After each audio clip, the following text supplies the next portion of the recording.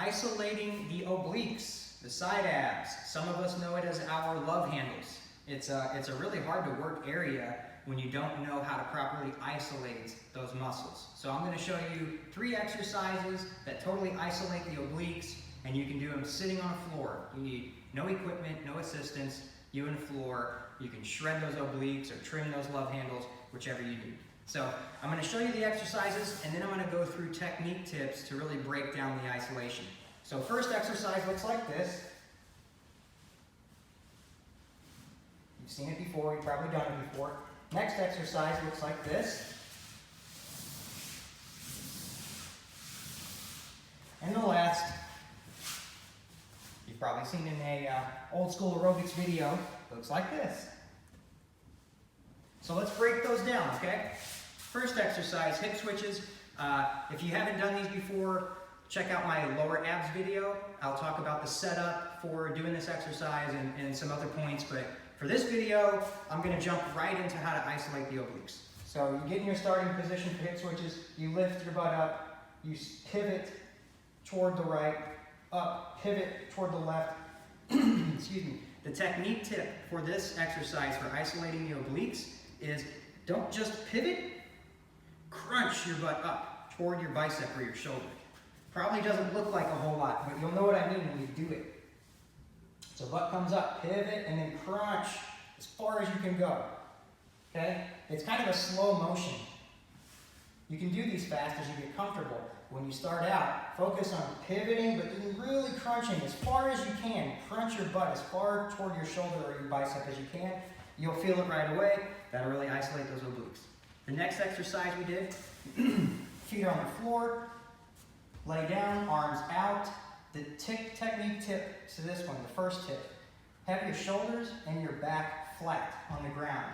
Keeping your head on the ground is good too. You're going to see me bring my head up to talk to the camera, but make sure that your shoulders and your back are flat, okay? So your feet are on the floor, your arms are out, and you are folding yourself toward your ankle. And you're touching the outside of your ankle. Folding. It's not a reach, it's a fold. A reach, watch my shoulder. A reach, if I reach to my foot, you'll see my shoulder coming off the ground. When your shoulder comes off the ground, you're doing more of a crunch. You're not doing a fold. So you need to fold to really isolate those obliques, okay? So as you fold, touch the ankle and look behind you, okay? I'll show you why. As you look behind yourself, the further you look, the more it forces you to fold your upper body toward your ankle. And that's really going to give you that extra isolation to really shred up or trim up that area. So again, you fold, but look behind you. Look behind you, okay? As you get good at that, you can eliminate the arms. But if you're new to this, have your arms out and just make a circular motion. Keep in mind, you are not moving your arms. You're using your obliques to generate the movement. Okay? I'm not moving my arms. I'm using my obliques to fold myself.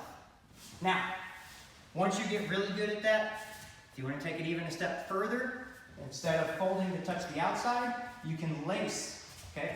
Lace to touch the opposite ankle. And look behind you. Make sure to look behind you as you do it. That's kind of the next version of that workout.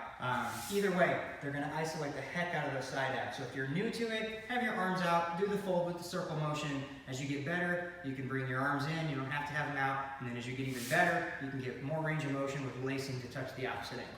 Okay? Next exercise, the aerobics one.